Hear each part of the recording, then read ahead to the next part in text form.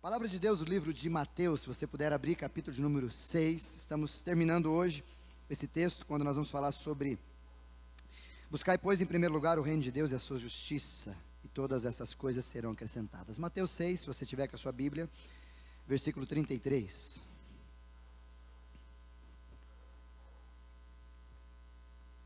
Gostaram da minha caneca nova? Chique, né? Reclamaram meu pastor, aquela garrafa é muito grande. Aí peguei a menorzinha e uma caneca nova, né? Já se acertando, a gente também obedece. Mateus capítulo 6, versículo 33, um texto bem conhecido, e nós estamos falando sobre ele. Esse é o terceiro e último domingo sobre esse versículo, onde a narrativa desses 3 domingos tem a ver com buscar em primeiro lugar Deus. Há 2 domingos atrás nós falamos sobre essa expressão de buscar a Deus em primeiro lugar, e usamos uma expressão muito própria, que eu uso bastante aqui: fazer da coisa principal a coisa principal. A frase toda ela diz assim: a coisa principal é fazer da coisa principal a coisa principal. Nossa, pastor, não entendi nada. Para, olha, pensa que você compreende. Não é redundância em momento algum. Aprendemos nesse domingo, quando nós falamos sobre isso, a despeito das nossas resoluções para o ano de 2023, a não só pensar, mas equalizar e de repente perceber que a gente não está colocando valores, a gente está colocando preço nas nossas resoluções. Fizemos um paralelo, essa mensagem logo estará no YouTube para você assistir completa, entre as resoluções desses anos e resoluções de 1940, 50. E nos parece que o povo antigo, ou os nossos antepassados, tinham mais cuidado consigo mesmo e com relação a Deus do que a gente nesse tempo presente. E algumas sugestões que nós colocamos nessa primeira parte da mensagem foi que eu e você precisamos buscar Deus intencionalmente. Não é uma questão de, eu acho, eu vou. Se você continuar nesse vai mais ou menos, é só mais ou menos que você vai ter de Deus. E olha lá, se eu fosse Deus, nem mais ou menos eu lhe permitiria. A segunda instrução que a gente deu no primeiro domingo é que você precisa nesse ano tomar cuidado, porque alguém ou alguma coisa sempre vai querer roubar o primeiro lugar de Deus. Não tem jeito, sempre vai haver alguém ou alguma coisa, consciente ou não, e nem é pecado que vai roubar às vezes são coisas boas. E a terceira e última ideia que a gente falou nesse domingo é que cuidado, porque ao inverter as coisas, as ordens, colocar Deus, deixar de ser primeiro para outro lugar, você pode acarretar e trazer algumas tragédias para a sua história de 2023. Você inverteu tudo. Você mudou o lugar. Colocou a carroça na frente dos bois. Tudo isso está alongado na mensagem, e você pode ouvir. E domingo passado, nós voltamos a conversar sobre esse versículo, porque uma pessoa me perguntou: pastor, mas o que é o reino de Deus? O que é buscar o reino de Deus e a sua justiça? E domingo passado falamos sobre o reino, que tem a ver sobre domínio. Quando nós falamos, e Jesus nos ensina em Mateus capítulo 6, a pedir para Deus que venha o seu reino e seja feita a tua vontade, eu estou dizendo para Deus de todas as formas, que a perspectiva da palavra reino tem a ver com deixar com que Deus domine, governe o que eu sou, o que eu tenho, e a partir dali eu sento no banco do escravo e relaxo no reinado do rei. E a gente conversou como é difícil a gente deixar o governo da nossa vida, né? Como é difícil a gente tirar das nossas mãos o controle. E quando a gente ouvindo isso, a gente percebeu que esse reinado tem um Senhor e a gente é escravo só nele. A gente percebeu que esse reinado tem uma constituição, uma base, é a palavra de Deus. E a gente falou semana passada que esse reinado tem uma atividade do céu que adentra em mim e você e nos faz habitação dos céus, morada do Espírito Santo, e nos ajuda a ser desse reino. E por fim, algumas considerações que a gente fez semana passada é: quem governa a sua vida? Qual a sua base, regra de fé? E a última palavra que a gente falou é: o quanto do Espírito Santo você tem? Está cheio, vazio, mais ou menos? Como é que está? E por fim, semana passada falamos o que é buscar o reino, e hoje eu quero transitar um pouquinho para a gente entender o que é buscar a justiça de Deus. Porque Jesus declara essa palavra fortemente, Mateus 6,33, busquem em primeiro lugar o reino de Deus e a sua justiça. O que é isso? Qual comportamento, qual postura, qual desenvolvimento eu preciso ter respondendo essa palavra, promessa de Jesus? Busque em primeiro lugar o seu reino e a sua justiça. A despeito disso, eu quero fazer algumas perguntas para a gente iniciar a nossa reflexão. E a primeira delas é perguntar para você: você acha que Deus é justo? Talvez ninguém aqui vai discordar, concorda? Não, Deus não é justo comigo. Talvez na base ou na claridade da informação, Deus de fato é justo. Mas quando você olha lá para Gênesis, no capítulo 11, no capítulo 12, você tem uma história onde os egípcios estavam escravizando o povo de Israel. E Deus levanta Moisés para tirar o povo de Israel daquele lugar.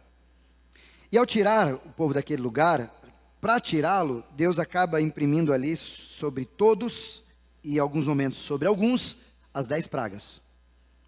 E uma das 10, sendo a última praga, a morte dos primogênitos. Lembra disso? Você que é pai, é justo a morte do primogênito? Meu querido Fernando, tá aí agora que eu te vi, lindão. É justo a morte do primogênito? Ou talvez, se você for um pouco mais para frente, você pegar o povo de Israel que saiu do Egito e foi para o deserto, e de repente lá, Moisés, o libertador, o cara, sensacional, inclusive até hoje para o povo judeu, mas de repente ele tem um probleminha de relação, de temperamento com Deus, que Deus manda fazer algo, ele faz outra coisa, e ele acaba tendo um problema, e exatamente lá no livro de Números, capítulo de número 20, versículo 12, Deus diz uma expressão para Moisés: por causa disso, tu não vai entrar na terra prometida. Pergunto para você: o libertador tirou a galera de lá, fez tudo, não vai entrar, é justo?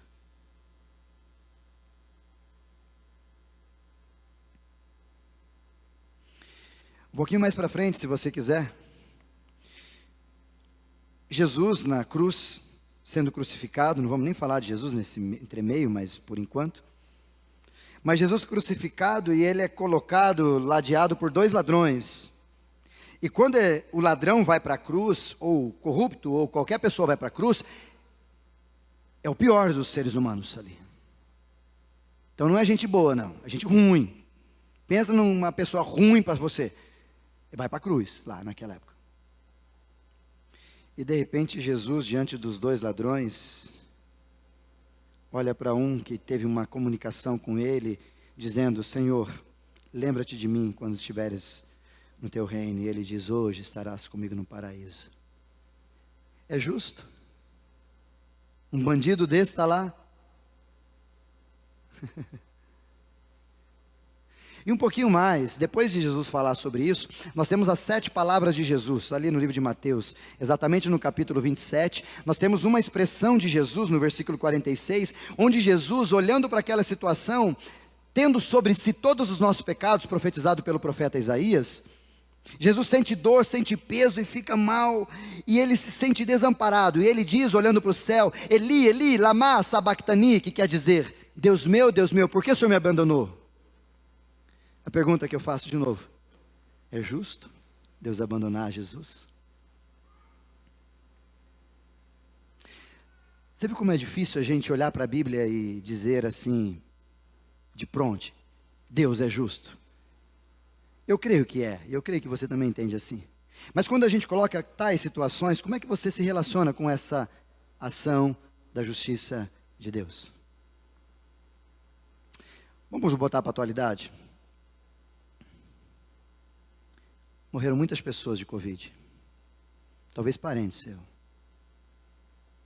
E gente ruim que você não gosta, pegou e nem tossiu. É justo?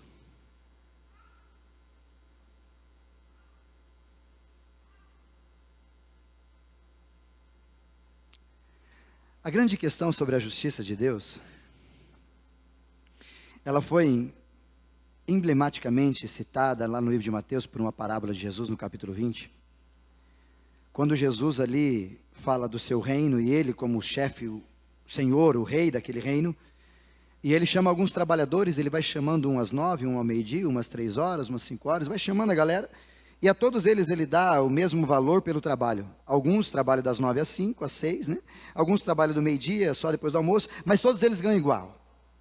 Mateus capítulo 20, se você quiser olhar na sua Bíblia, capítulo 20, versículo 1 até o 16. Nós não vamos entrar nesse detalhe, mas só para você guardar. E nessa menção, quando Jesus chama, ou quando o Senhor chama os seus para pagar, e contratou-os a partir de 1 denário por dia, que é o trabalho de uma pessoa, algumas pessoas que estavam ali, que trabalharam das 9, o tempo todo, pegaram o seu dinheiro e falaram, maravilha, combinado, não é caro, justo. Mas aquele que veio depois, meio-dia, e pegou o dinheiro e de repente saiu com o mesmo denário que aquele trabalhador às 9, olhou um para o outro e falou, opa, pera aí. Isso não é justo. Porque eu trabalhei mais do que ele, e eu estou ganhando 1 denário e ele está ganhando igual a mim, por que isso? E aí, para espantar um pouco mais a justiça do homem, diferente da justiça de Deus, o outro que trabalhou só um pouquinho, talvez ele chegou lá, colocou roupa, deu horário, bora, eu nem tenho tempo de trabalhar. Foi lá e recebeu igual que trabalhou às 9. Imagina a bagunça que Deus provocou no coração de todo mundo. Mateus capítulo 20, versículo 1 ao 16. Só que Jesus fala uma palavra ali, daquela expressão que eu gosto demais. Talvez eu use bastante isso. O Senhor daquele reino olhou para eles e disse assim, não combinei isso com você? Isso aqui não é meu? Quem manda não sou eu? Então fica na sua. Nossa, pastor, Jesus falou isso, mais ou menos, quase isso. Mas dá uma lida se ele não foi muito mais contundente quando ele disse, viu, que tenho eu contigo. E esse texto deixa declaradamente o distanciamento entre a justiça de Deus e a justiça dos homens. E quando a gente fala buscar a justiça de Deus, o que a gente entende? Por isso eu quero trazer 3 situações para a gente entender. A primeira delas está no livro de Deuteronômio. Coloca para mim os textos, por favor, André. Deuteronômio capítulo 32. Sobre a justiça de Deus. Primeiro nós vamos falar sobre a justiça de Deus. No segundo momento nós vamos entender por que buscar a justiça de Deus.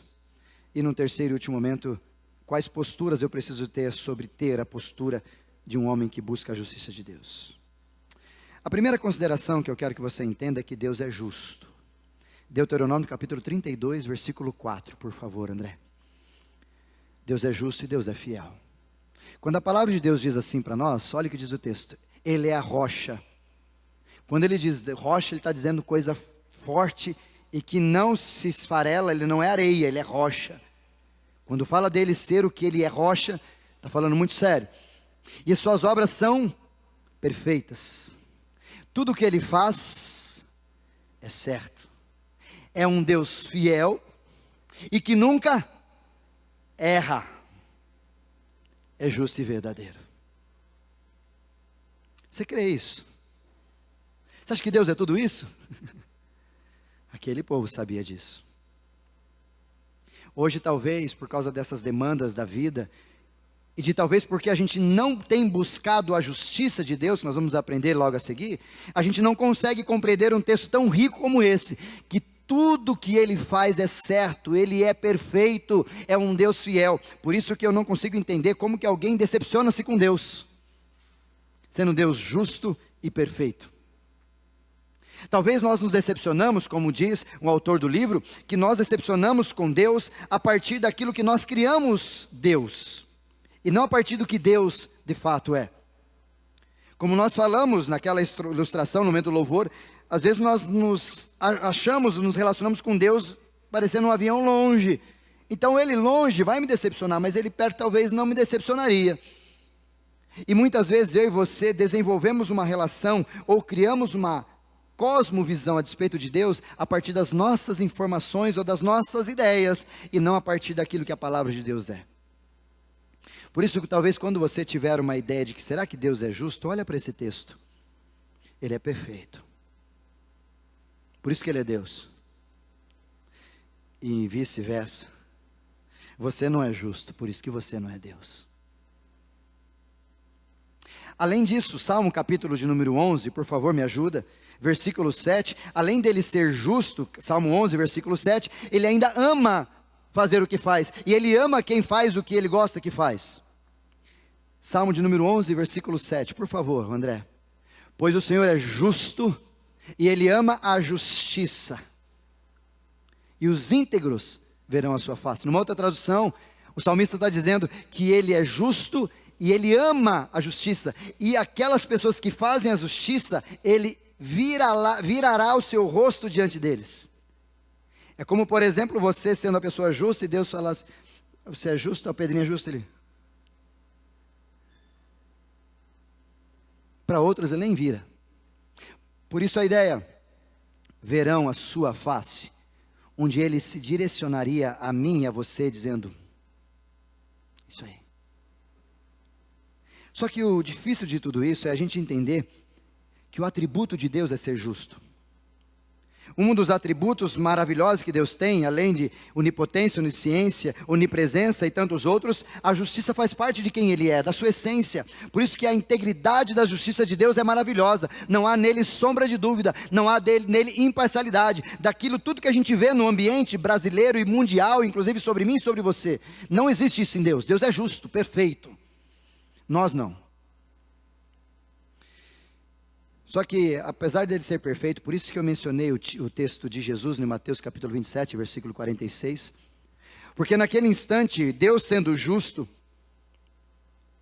e sendo Pai, e tendo Jesus, o seu Filho, sofrendo daquele jeito, e talvez a pergunta que muitos de nós poderia fazer naquela hora é, por que Deus não intervém? Talvez você, pai, entende por que às vezes você não pode intervir na educação dos seus filhos em algumas áreas, ou na tratativa dos seus filhos em algumas áreas, ou na intervenção dizer, não, ele não pode sofrer, ele precisa passar por isso às vezes. Só que é interessante que naquela hora o pai olha do céu, e o próprio filho olhando da terra naquela cruz sofrendo, ele diz, e você sabe muito bem quando ele diz, Eli, Eli, lama sabachthani, Deus do céu olhando aquela frase do seu filho, o que imaginara? O Senhor me abandonou. Mas fica claro que não foi um abandono do Pai. Por quê, pastor? Porque Jesus, na palavra anterior, ele diz assim, Pai, perdoa-os, porque eles não sabem o que estão fazendo. Mas agora Jesus muda e diz, Eli, Eli, lama sabachthani, que quer dizer Deus e não mais Pai. Agora tem uma relação de juízo, de justiça, onde o pai às vezes tem que se ausentar do processo. E agora, naquele instante, Jesus chama Deus de Deus, deixa o pai de lado, porque agora é hora de tratar sobre justiça. E o livro de Isaías, capítulo 59, vai dizer que não são os ouvidos de Deus que estão tapados, que não nos possa ouvir, e nem as mãos que estão encolhidas, que não possa salvar, mas os nossos pecados fazem separação entre nós e o nosso Deus. E esse texto de Isaías está lá atrás, 400, 500 anos antes. E aí de repente vem Jesus, o Filho, e toma sobre si todos os nossos pecados, de todo mundo aqui, ó, cheio de pecadão, pecadinho, do jeito que você quiser pensar. O que o pai tem que fazer segundo o que ele disse lá pelo profeta Isaías? Não vamos estar junto. Eu não posso estar com você porque você está cheio de pecado. Mas eu sou seu filho. Eu sei. Mas eu sou justo. E como justo que sou, tu sentirás abandono.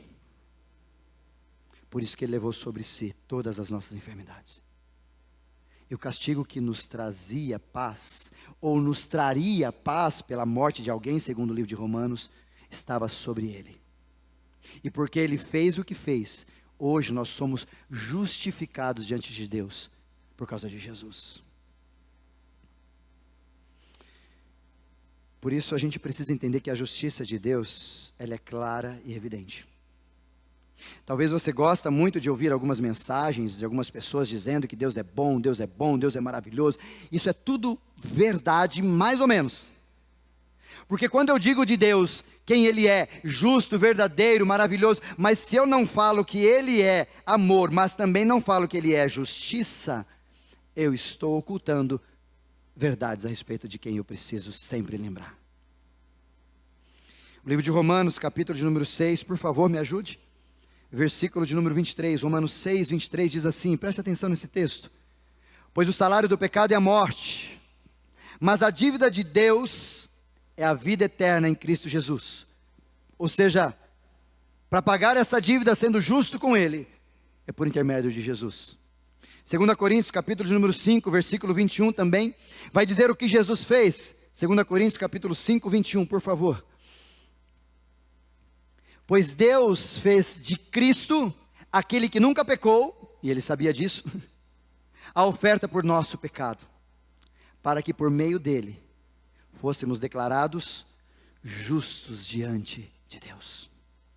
Por isso que Jesus tem essa categoria de poder dizer, ninguém vai, ninguém vem, ninguém chega perto do Pai se não for por Jesus, porque é só Ele o caminho.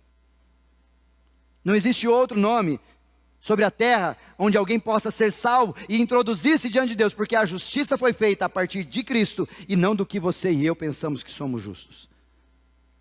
E o último texto desse trecho, Romanos capítulo de número 1, versículo 17. Romanos capítulo 1, versículo 17 e versículo 18, por favor, André, me ajuda aí.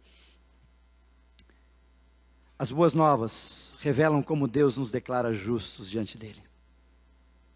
O que do começo ao fim é algo que se dá pela fé.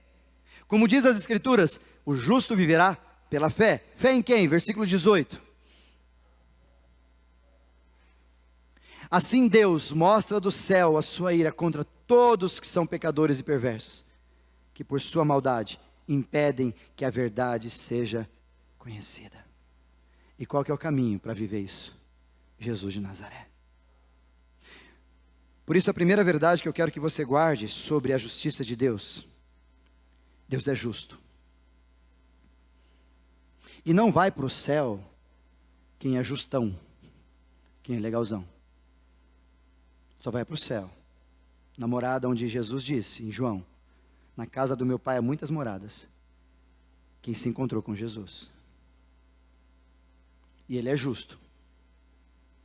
Se você não se encontrou com Jesus, irmãozinho, não ache injusto você ir para o inferno. Porque no inferno não haverá injustiças. Todo mundo vai para onde vai, porque fez o que fez. A segunda verdade que eu quero que você guarde sobre a justiça de Deus é por que a gente tem que buscar a justiça de Deus. Por que eu e você precisamos visitar esse ambiente de Deus, trazer para a nossa vida a justiça de Deus. E a primeira ideia que eu quero que você entenda, e a gente falou sobre isso aqui, é que nós não somos justos. Por mais que se pareça, mas nós não somos tão justos assim. E Deus sabe disso. E ao saber dessa informação, dos nossos pré-julgamentos, das nossas injustiças, das nossas tendências, e é engraçado como a gente consegue observar todos esses detalhes horríveis, mal, sempre dos outros, né? Inclusive a gente acabou fazendo uma cuia grande, ou um balaio grande, uma bacia, e colocou todo mundo dentro, e falando assim, como o mundo é injusto comigo, ou seja, não é mais algumas pessoas, é o mundo agora, todo mundo é injusto com você. Você é o cara, e o mundo está tudo ruim, só você que é legalzão. O mundo é injusto comigo. Só que quando a gente fala do reino, a gente coloca Deus no lugar que Ele é, e coloca o Isaías no lugar que ele é, escravo. E eu preciso sempre lembrar disso. Agora, quando eu olho sobre a justiça de Deus, eu preciso também lembrar que, na palavra de Deus, lá no livro de Romanos, capítulo 3, versículo 10, vai dizer que não há um justo sequer. Não há ninguém bom. Tudo ruim. Começa aqui, ó. Eu, primeiro da fila. Ruim. Porque é muito provável que qualquer decisão que eu vá tomar, eu tenha minhas tendências. É natural.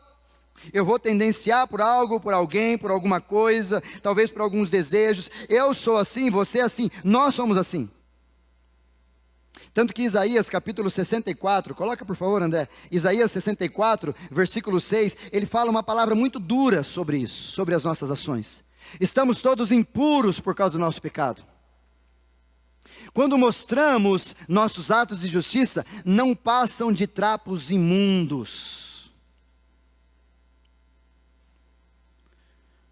Assim como as folhas das árvores murcham e caímos, e nossos pecados nos levam embora como um vento. Deixa eu te fazer uma tradução mais interessante aqui. Quando ele diz que nós mostramos nossos atos, ou seja, quando eu tenho comportamentos, é como trapos de imundícia.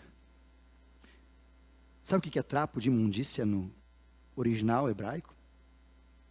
Absorvente usado. É o mesmo pano, trapo imundo, que as mulheres naquela época, não tendo absorvente, se utilizavam no momento de menstruação do mês. E aquele pano, por ela mesma, já é deixado de lado, quanto mais pelos outros. Tanto que havia uma lei judaica que não fazia com que as mulheres não saíssem de casa, ou seja, no tempo de menstruação, ou no tempo que elas estão ali tendo o processo feminino, elas não podiam sair de casa, e ninguém podia tocá-las, e elas não podiam tocar ninguém. Lembra da mulher hemorrágica perto de Jesus? Ela tocou nas vestes, por quê? Para não ser percebida, porque se ela toca, ou alguém percebe que aquela mulher está lá, eu te conheço, você é hemorrágica há 12 anos, o que está fazendo aqui? Você tem que ficar em casa presa. Elas usam um pano desse. E quando o profeta está dizendo para nós, palavras de Deus, ao profeta Isaías, que as nossas ações são trapos de imundícia, ele está dizendo para nós assim, ó, você na sua essência, na sua realidade, você é ruim. Nós somos ruins. E a gente precisa ter consciência disso, porque quanto mais eu entendo que eu não sou, mais cria-se em mim a ideia de que eu dependo de alguém que é maior do que eu. Agora, quanto menos eu tenho essa convicção da minha carência, da minha necessidade, da minha pequenez, mais eu acho que eu sou bom, mais eu acho que eu posso, mais eu acho que eu chego no céu. E quando Deus olha para mim do céu e fala assim, ainda bem que o senhor subiu, já estava em dúvida se você ia subir. Ô Senhor, eu sabia que o senhor me queria aí, eu sou o cara. Numa das entrevistas de um grande jogador de futebol, Romário, para quem o viu jogar, ele brincava e dizia-se que era o cara. E numa das suas entrevistas eu assisti ele dizendo assim, quando Deus me fez, ele olhou para mim e falou assim, esse é o cara. Quando alguém acha que até Deus acha que ele é o cara, esse cara é o cara. Mas deixa eu te dizer uma coisa, não Romário, mas a minha é você. Você não é tudo isso que você acha que você é. Olha para dentro de si. Dá uma olhada como se um espelho, como diz o apóstolo Paulo, sem nenhuma ideia de esconder o que a gente é, na crueldade do nosso ser, e a gente se percebe, a gente sabe que a gente não é tudo isso que a gente acha que é. Por isso que a gente precisa buscar a justiça de Deus. Porque talvez você está tratando a sua esposa ou o seu esposo pela tua justiça, e não foi pela tua que o casamento foi criado, foi para ter tratado pela justiça de Deus. Talvez você está tratando os seus funcionários com a sua justiça, as suas causas pela sua justiça, as suas ideias, os seus relacionamentos, a igreja, o pastor, quem quer que seja, a partir da minha e da sua justiça. Quando então Jesus diz, busquem a minha justiça, para que você tenha uma linha diferenciada que é ligada no céu, para você tratar as outras pessoas. Caso contrário, é só frustração que a gente vai ter. Romanos capítulo 10.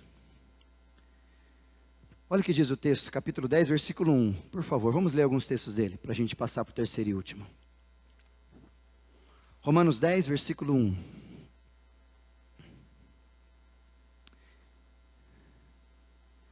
Irmãos, eu desejo do meu coração, e a minha oração a Deus é que o povo de Israel seja salvo. Vou fazer das palavras de Paulo as minhas. Pode ir passando, versículo 2. Sei da dedicação deles por Deus, mas é entusiasmos sem entendimento. Nossa, essa palavra é muito dura, volta para mim. Sei da dedicação deles por Deus. Vocês amam Deus? Mas é empolgação. Não tem entendimento, você não sabe o que está fazendo. Como que eu sei disso? Quando a vida te mostra uma prova, você não sabe responder porque você não tem entendimento. Versículo 3.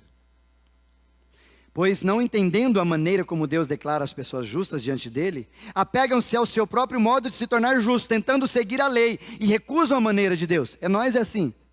Como por exemplo, uma situação dessa, para o tempo presente: Senhor, como que o Senhor pode amar aquele miserável? Como eu disse para você aqui, é difícil orar pelo seu presidente?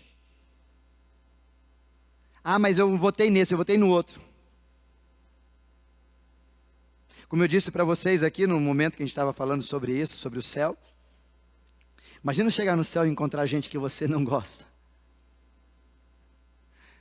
Talvez te conforte você também ser lembrado que você pode chegar no inferno e achar gente que você gosta. Pronto, faz a festa. Esquenta o tamborim. Até porque fogo não vai faltar.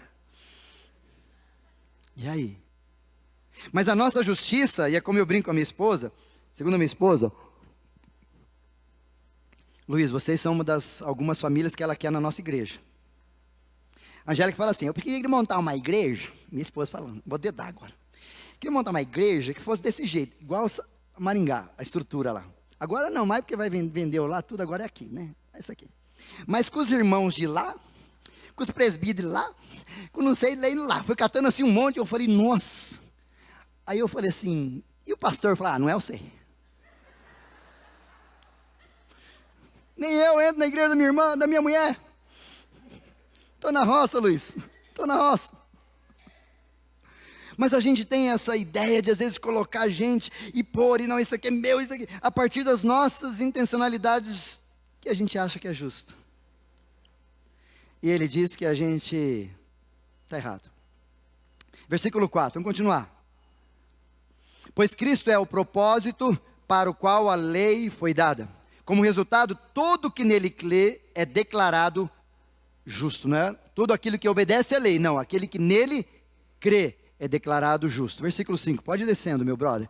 Moisés escreve que o modo pelo qual a lei torna alguém justo exige obediência a todos os seus mandamentos. Pode ir descendo.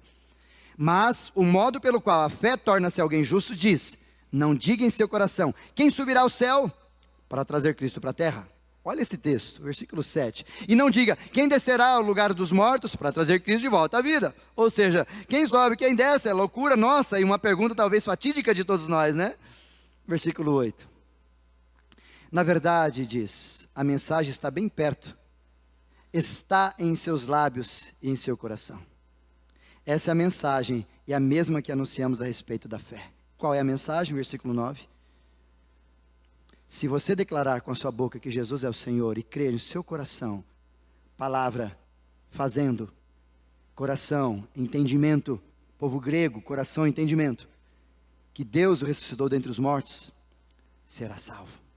E o último versículo 10, para a gente fechar. Pois é crendo de coração que você é declarado justo, e é declarando com a boca que você é salvo. Pastor, como é que eu saio dessa treta do meu jeito de ser injusto? Jesus. Por isso que ele diz, buscar em primeiro lugar o meu reino, deixa eu te governar. E minha justiça, deixa eu fazer o que tem que ser feito. E por último, para a gente fechar o nosso culto, nossa palavra,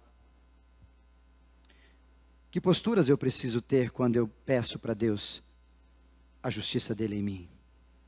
Que tipo de comportamento eu acho que eu preciso ter? Porque é muito fácil às vezes dizer que eu preciso buscar a justiça de Deus, mas a minha ação como seria? Eu sei que talvez você tenha algumas ideias muito claras sobre isso. Talvez já passou pela sua mente que aquilo que você está fazendo não é justo. Contigo, com alguém, com ninguém. E que você precisava reavaliar melhor isso. Mas a palavra de Deus faz muitas menções sobre isso, como por exemplo o próprio Martinho Lutero. Ele diz um sapateiro que se converteu, e ele perguntou para o sapateiro, para Lutero, e aí, o que eu faço agora? Como é que eu funciono nesse processo? Ele diz, agora você vai pegar um bom produto, fazer um ótimo, excelente sapato, e vai vender por um preço justo. Isso é cristianismo, isso é evangelho, isso é Jesus na gente. simplicidade da vida na justiça de Deus.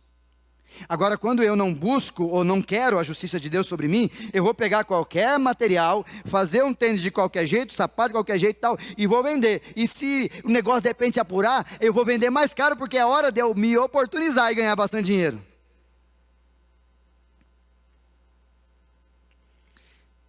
Creio que não é assim com vocês, mas essa semana, conversando com uma pessoa, ele disse para mim assim: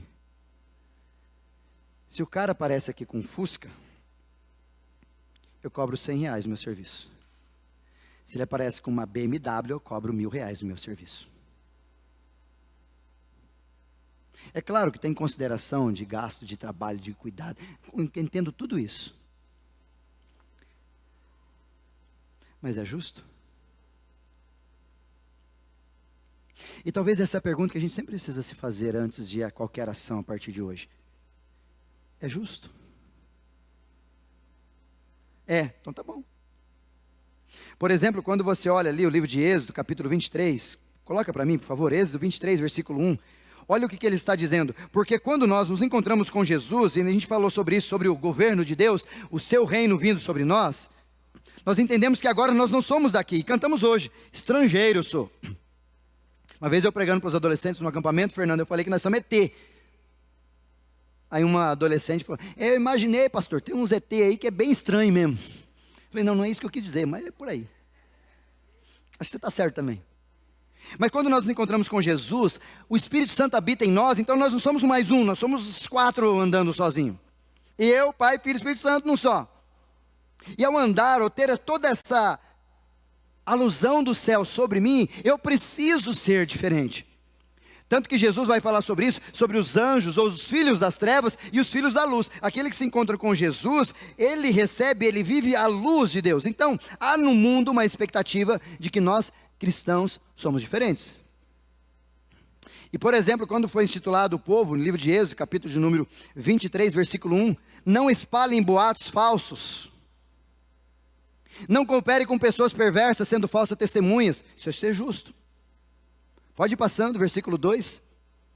Olha que Moisés estava ensinando ao povo: não se deixe levar pela maioria na prática do mal. Não é porque todo mundo faz que está certo. É ruim, é errado, e está errado e vai continuar errado até o final. Nossa, isso aí não é novo não, eu vi no Twitter esses dias, eu vi no Instagram. Não é novo não, irmãozinho. É Moisés em Êxodo capítulo 23, versículo 2. Quando o chamarem para testemunhar em um processo legal, não permita que a multidão influencie e perverta a justiça. Pode descendo. Olha as dicas. E não incline seu testemunho em favor de uma pessoa só porque ela é pobre. Ou vice-versa. Versículo 4. Se você deparar com um boi ou um jumento perdido do seu inimigo, o que você faz? Eu atropelo. Qual que é a sugestão? O conselho: leve-o de volta para o dono. Mas não pode nem dar uma batidinha assim. Não. Se puder fazer melhor, limpa, porque ele deve estar perdido e sujo. Lava bonito e leva melhor do que você encontrou. Jesus faria isso. Versículo 5. Se vir um jumento de alguém que odeia cair sob o peso de sua carga, não faça de conta que não viu. Ou talvez hoje, nem dê risadinha, mereceu. Não. Qual que é a sugestão? Pare e ajude o dono a levantá-lo. É duro ser justo, não? Mas pode piorar. Versículo 6. Não negue a justiça ao pobre em um processo legal. Versículo 7. Jamais acuse alguém falsamente. Jamais condene à morte uma pessoa inocente ou íntegra, pois eu nunca declaro inocente aquele que é culpado. Para fechar, versículo 8, André. Não aceite suborno, pois eles levam a fazer vista grossa para algo que se pode ver claramente. Numa outra palavra, o dinheiro te cega. A ambição te cega. O suborno faz até o justo distorcer a verdade. E por último, Efésios capítulo 5, última relação de textos para você. Espero que esses textos tenham te ajudado a ter postura. Efésios 5, capítulo 5, versículo 1, André. mais um pouquinho agora de Paulo. Lá Moisés, agora Paulo. Portanto, meus filhos, amados de Deus, imitem-no em tudo que fizerem. Está falando de Jesus. Obedeçam e imitam Jesus. Pareça com Jesus. O que Jesus faria, Paulo? Aí Paulo fala para a gente. Vamos lá, versículo 2. Vivam em amor, seguindo o exemplo de Cristo, que nos amou e se entregou por nós como oferta e sacrifício e aroma agradável a Deus. Versículo 3, por favor. Que não haja entre vocês imoralidade sexual, impureza, ganância. Esses lugares, ou esses pecados, melhor, não tem lugar no meio do povo de Deus. Está entendendo? Isso é lá fora, isso é do mundo. Aqui dentro não é para ter esse tipo de postura. Porque vocês são filhos da luz. Versículo 4. As histórias obscenas, as conversas tolas, as piadas vulgares, não são para vocês. Estão entendendo o que é ser justo? Em vez disso, sejam agradecidos a Deus. Versículo 5, por favor. Podem estar certos de que nenhum imoral, impuro ou ganancioso, que é idólatra, herdará o reino de Cristo e de Deus. Ou seja, está viajando, não vai subir, não vai estar com nós. Versículo 6. Não se deixe enganar. As palavras vazias, pois a ira de Deus virá sobre os que lhe desobedecerem. Pode continuar. Não participem do que essas pessoas fazem. Eu não faço nada disso, pastor. Então beleza. Mas antigamente vocês estavam mergulhados na escuridão, mas agora tem a luz do Senhor em vocês, como eu já disse, vocês vivem diferente. Vivam, portanto, como tal, filhos da luz. Versículo 9, olha isso agora para a gente finalizar. Pois o fruto da luz produz apenas o que é bom, justo e verdadeiro. Para fechar, versículo 10. Procurem descobrir o que agrada ao Senhor. Viu como é difícil ser justo? Mas a despeito de ser difícil é necessário. Não deixe enganar. Gálatas capítulo de número 6, versículo 7, por favor, o último texto para a gente ouvir, refletir e agir e partir para o encerramento do nosso culto. Não se deixe enganar. Ninguém pode zombar de Deus. A pessoa sempre colherá aquilo que ela semear. Como eu respondi uma palavra dessas para uma pessoa, deixa esse texto, por favor, André. Ela fez uma série de coisas, ela disse, pastor, Deus me recompensou. Eu falei, não, Deus não recompensa, isso é colheita. Como do outro lado, outra pessoa disse para mim, pastor, Deus me castigou. Não, isso não é castigo, isso é colheita. E tudo isso é resultado do que você planta. Tudo isso é resultado do que eu planto. Do que nós plantamos, porque Deus é justo. E se Ele sendo justo, criou uma atmosfera de abandono do próprio Filho para fazer justiça à palavra dEle mesmo, você acha que você vai passar batido? Você é bonzão. Não. A gente precisa clamar por misericórdia de Deus, o dia todo. Tanto que Jeremias diz para nós que todas as manhãs a misericórdia de Deus se renova. E esta é a causa de nós não sermos consumidos. Nós só estamos aqui porque Deus é misericordioso. Porque se fosse por justiça, nós tudo estava no oi da rua. Mas Jesus não fez essa justiça toda para a gente ficar do jeito que está. Ele fez essa justiça toda para a gente ser alguém diferente no meio onde a gente está. Para você ouvir, refletir e agir, 3 conselhos eu te dou. O primeiro deles está no Salmo de número 89, versículo 14. Salmo 89, versículo 14. Guarde esse texto no seu coração, grife na sua Bíblia. Justiça e retidão são os alicerces do seu trono. Amor e verdade vão à tua frente. Cuidado para você não se apaixonar por Deus só de amor e esquecer que isso está à frente, mas atrás e na estrutura está a justiça e a retidão. É verdade quando dizem Deus é amor. Mas hoje eu preciso te falar mais uma verdade sobre essa mesma expressão. Mas Deus também é justiça. Por isso, leve a sério a sua vida. Segunda verdade que eu queria que você guardasse, desejo que você leve para o coração. Busque a justiça e viva a justiça, pois isso é uma questão de maturidade e de imitação. Jesus foi justo e Ele quer que eu e você façamos o mesmo. Só consegue ser justo diante das situações e não ser partidário ou não ser detentor de inclinações quem cresceu um pouquinho na palavra. Terceira e última verdade para a gente guardar, versículo 28 do Salmo 37. Por favor, último texto para a gente guardar. Salmo 37, versículo 28. Pois o Senhor ama a justiça e jamais abandonará o seu povo fiel. Então fique em paz. Ele não vai abandonar quem? O povo fiel. Olha o restante do texto. Ele sempre os protegerá.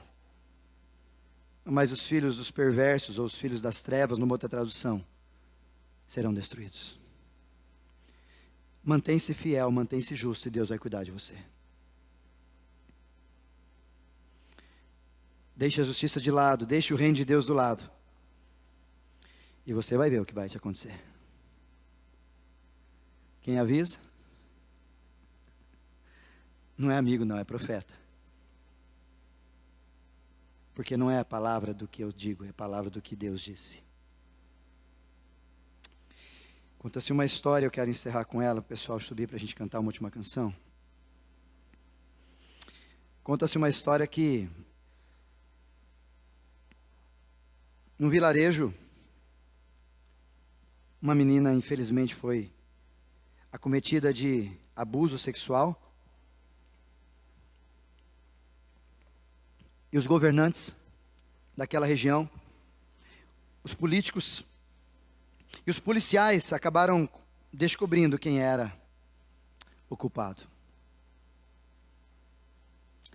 Depois de averiguar bem, perceberam que o culpado era um homem de muita posse naquela cidade, de muita influência. E aquele homem, pegando todas as suas possibilidades, todas as suas ligações, todos os seus acordos, ele acertou com o juiz, conversaram, fizeram uma arte e acharam um mendigo que estava perto naquela situação, para que ele fosse julgado. Fizeram todas as estruturas, criaram situações, enfim, como você vai defender um mendigo? Bêbado, talvez, desprovido de beleza, soltado à mercê da sociedade. Como que vai ser justo um homem desse? Já tinha um cara que ia sofrer, já tinha um cara que ia sair livre, iam punir alguém. Fizeram o júri, fizeram toda aquela explanação, e o juiz, tal qual, infelizmente, não sei se é mera coincidência, talvez você faça o que você quiser, mas já estava maquinado e comprado. E ao estar comprado, o juiz, para passar-se de bonzinho, teve uma postura um pouco mais agradável diante dos outros. E o mendigo ali, a pessoa ali, e todo mundo querendo saber qual que é, e o juiz, querendo dar uma de legal, fez uma proposta. Antes disso, o mendigo tinha dito a Deus: Senhor, faça justiça, porque eu não consigo. Quem há de ser o meu juiz? Não tinha advogado, Fernando. Não tinha nada. Foi quando a ideia daquele juiz foi colocar 2 papéis. Porque aquele jovem, aquele mendigo tinha orado isso diante do júri. E ao perceber essa artimanha, o juiz falou: já era. Agora eu pego. Aí ele pegou 2 papéis e disse a seguinte expressão para todos: já que você acha que Deus vai ser justo contigo, vamos fazer o seguinte. Vamos escolher 2 papéis. Eu vou escrever culpado e inocente. E você vai escolher um. Se você escolher inocente, se você tomar sorte, Deus te conduzir, você pegar inocente, inocente será. Mas se pegar culpado. Só que o juiz pegou os dois papéis e escreveu culpado nos dois. Qualquer que seja a forma ou o que ele fizer, vai dar certo, no final das contas, para quem pagou. Aquele mendigo chegou lá na frente, diante dos dois papéis. Ele orou mais uma vez. E Deus o conduziu, ele catou o papel. Ao invés de abrir, não sabendo de nada, ao invés de abrir, ele engoliu o papel. Mastigou o papel e disse: eu tomo para mim a condenação que Deus me deu. Por isso, o que tiver aí é o que não será para mim. Ele pegou um culpado. E Deus livrou ele porque na cabeça de todos, ele tinha comido o papel escrito inocente. Quem faz isso por mim e por você? Talvez hoje Deus trouxe você para você ouvir: para de brigar. Deixa eu entrar em cena. Porque as tuas formas de ver a vida não são justas. Por mais que você se esforce, por mais que eu me esforce, nós não somos justos. Por isso que todo dia eu e você precisamos buscar o reino de Deus, para que Ele governe. E buscar na palavra a justiça de Deus, para que a gente erre menos com a gente e com as pessoas que a gente ama. Seja justo. É difícil, mas é necessário.